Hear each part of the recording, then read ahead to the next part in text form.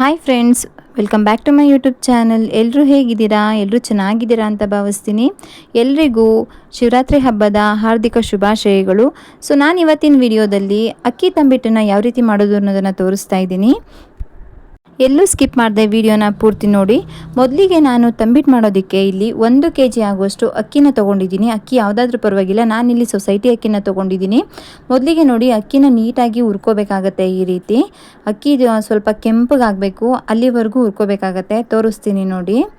ನಾನಿಲ್ಲಿ 1 kg ಆಗುವಷ್ಟು ತೊಗೊಂಡಿದ್ದೀನಿ. ನಿಮಗೆ ಎಷ್ಟು ಕ್ವಾಂಟಿಟಿನಲ್ಲಿ ಬೇಕೋ ಅಷ್ಟನ್ನು ತೊಗೋಬೋದು. ಇಷ್ಟಾದರೆ ಸಾಕಾಗುತ್ತೆ. ಅಕ್ಕಿ ಹುರಿದು ಇದಾಗಿದೆ. ಇವಾಗ ನಾನು ಹಾಗೆ ಅರ್ಧ kgಯಷ್ಟು ಕಡಲೆನ ತೊಗೊಂಡಿದ್ದೀನಿ, ಹುರಿಗಡಲೆ. ಅದನ್ನು ಸ್ವಲ್ಪ ಹುರ್ಕೊಂಡಿದ್ದೀನಿ. ಹಾಗೆ 1 ಒಣಕೊಬ್ಬರಿನ ತೊಗೊಂಡಿದ್ದೀನಿ. ಅದನ್ನು ಅಷ್ಟೇ ಸ್ವಲ್ಪ ಬಿಸಿ ಮಾಡಿಕೊಂಡ್ರೆ ಸಾಕಾಗುತ್ತೆ. ಒಣಗಿರೋದಾದರೆ ಬಿಸಿ ಮಾಡೋ ಅವಶ್ಯಕತೆ ಇಲ್ಲ. ನಾನು ಸ್ವಲ್ಪ ಇರಲಿ ಅಂತ ಬಿಸಿ ಮಾಡ್ಕೊತಿದ್ದೀನಿ. ಹಾಗೆ ಇಲ್ಲಿ ಅರ್ಧ kg ಆಗುವಷ್ಟು ಕಡಲೆ ಬೀಜನ ತೊಗೊಂಡಿದ್ದೀನಿ.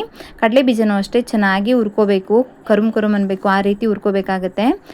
ಹುರ್ಕೊಂಡು ಅದರಲ್ಲಿ ಸಿಪ್ಪೆ ಇರುತ್ತೆ ಅಲ್ವಾ, ಸಿಪ್ಪೆ ಎಲ್ಲನೂ ನೀಟಾಗಿ ತೊಗೋಬೇಕಾಗತ್ತೆ. ಈ ರೀತಿ ನಾನಿಲ್ಲಿ 1 kg ಅಕ್ಕಿಗೆ ಎಷ್ಟು ಬೇಕೋ ಅಷ್ಟು ಕ್ವಾಂಟಿಟಿನಲ್ಲಿ ನಿಮಗೆ ಮೆಷರ್ಮೆಂಟನ್ನು ತೋರಿಸ್ತಾ ಇದ್ದೀನಿ. ಕಡಲೆ ಮತ್ತು ಕಡಲೆ ಬೀಜ ಎಲ್ಲ ಎಷ್ಟು ತೊಗೋಬೇಕು ಅಂತ. ನೀವಿನ್ನೂ ಕಮ್ಮಿ ತೊಗೊತೀನಿ ಅನ್ನೋದಾದರೆ ಎಲ್ಲನೂ ಸ್ವಲ್ಪ ಸ್ವಲ್ಪ ಕಮ್ಮಿ ಮಾಡಿಕೊಂಡ್ರೆ ಸಾಕಾಗುತ್ತೆ. ಇವಾಗ ನೋಡಿ, ಇಷ್ಟೊಂದಿನೆಲ್ಲ ನೀಟಾಗಿ ಸಿಪ್ಪೆ ತಗೊಂಡಿದ್ದಾಗಿದೆ. ಇವಾಗ ನಾನು ಒಂದು 3 ಟೇಬಲ್ ಸ್ಪೂನ್ ಕಪ್ಪು ಎಳ್ಳು ಹಾಗೆ 3 ಟೇಬಲ್ ಸ್ಪೂನ್ ಬಿಳಿ ಎಳ್ಳನ್ನು ಹಾಕ್ಕೊಂಡು ಹುರ್ಕೊತಾ ಇದ್ದೀನಿ. ಇದನ್ನು ಅಷ್ಟೇ ಜಾಸ್ತಿ ಸೀಸ್ಕೊಬಾರ್ದು, ಚೆನ್ನಾಗಿರೋದಿಲ್ಲ. ಇವಾಗ ಕಡಲೆ ಬೀಜನ 1 ರೌಂಡು ಮಿಕ್ಸಿ ಮಾಡಿಕೊಂಡ್ರೆ ಸಾಕಾಗುತ್ತೆ. ನೋಡಿ, ಇಷ್ಟಾದರೆ ಸಾಕಾಗುತ್ತೆ. ಹಾಗೆ ಕಡಲೆ ತೊಗೊಂಡಿದ್ವಿ ಅಲ್ಲ, ಹುರುಗಡ್ಲೆನೂ ಅಷ್ಟೇ 1 ರೌಂಡು ಮಿಕ್ಸಿ ಮಾಡ್ಕೊಳ್ಳಿ. ಜಾಸ್ತಿ ಪುಡಿ ಆಗಬಾರ್ದು, ಚೆನ್ನಾಗಿರೋದಿಲ್ಲ. ಈ ರೀತಿ ತರಿಯಾಗಿ ರುಬ್ಕೊಂಡ್ರೆ ಸಾಕಾಗುತ್ತೆ. ಇದು ರೆಡಿಯಾಗಿದೆ. ಇವಾಗ ನೆಕ್ಸ್ಟು ನಾನು ಬೆಲ್ಲ ತೊಗೊಂಡಿದ್ದೀನಿ. ಇಲ್ಲಿ 3 ಬೆಲ್ಲನ ತೊಗೊಂಡಿದ್ದೀನಿ. 3 ಬೆಲ್ಲಕ್ಕೆ 1 ಲೀಟರ್ ಆಗುವಷ್ಟು ನೀರನ್ನು ಹಾಕ್ಕೊಂಡಿದ್ದೀನಿ. ಈ ತಂಬಿಟ್ಟು ಮಾಡೋದಕ್ಕೆ ಬೆಲ್ಲ ಪಾಕ ತೆಗಿಬೇಕು ಅಂತ ಏನಿಲ್ಲ, ಬೆಲ್ಲ ಕರಗಿದ್ರೆ ಸಾಕಾಗುತ್ತೆ. ನೋಡಿ, 1 ಎಳೆ ಪಾಕ 2 ಎಳೆ ಪಾಕ ಆ ಥರ ಎಲ್ಲ ಏನು ಮಾಡ್ಕೋಬಾರ್ದು. ಈ ರೀತಿ ಆದರೆ ಸಾಕಾಗುತ್ತೆ. ಇವಾಗ ನೋಡಿ, ತಂಬಿಟ್ಟು ರೆಡಿ ಮಾಡ್ಕೊಳ್ಳೋಣ. ಒಂದು ದೊಡ್ಡ ಪಾತ್ರೆಗೆ ಹುರಿದಿಟ್ಕೊಂಡಿರೋಂಥ ಕೊಬ್ಬರಿ ಮತ್ತು ಎಳ್ಳನ್ನು ಹಾಕ್ಕೊಂಡಿದ್ದೀನಿ. ಹಾಗೆ 1 ರೌಂಡ್ ಮಿಕ್ಸಿ ಮಾಡ್ಕೊಂಡಿದ್ವಿ ಅಲ್ವಾ, ಕಡಲೆ ಬೀಜ ಮತ್ತು ಕಡಲೆ, ಅದನ್ನು ಸೇರಿಸ್ಕೊತಾ ಇದ್ದೀನಿ. ಒಂದು 5 ಏಲಕ್ಕಿನ ಕುಟ್ಟಿ ಪುಡಿ ಮಾಡಿ ಅದನ್ನು ಸೇರಿಸ್ಕೊಂಡಿದ್ದೀನಿ. ಹುರಿದಿಟ್ಕೊಂಡಿರೋಂಥ ಅಕ್ಕಿ ಹಿಟ್ಟನ್ನು ಜರಡಿ ಮಾಡಿ ಸೇರಿಸ್ಕೊತಾ ಇದ್ದೀನಿ. ಇದಿಷ್ಟನ್ನು ಚೆನ್ನಾಗಿ ಮಿಕ್ಸ್ ಮಾಡ್ಕೋಬೇಕಾಗತ್ತೆ. ಈ ರೀತಿ ಫಸ್ಟು ಕೈಯಲ್ಲಿ ನೀಟಾಗಿ ಮಿಕ್ಸ್ ಮಾಡ್ಕೋಬೇಕು. ಆಮೇಲೆ ನಾವು ಬೆಲ್ಲದ ನೀರನ್ನು ಹಾಕೋಬೇಕಾಗತ್ತೆ.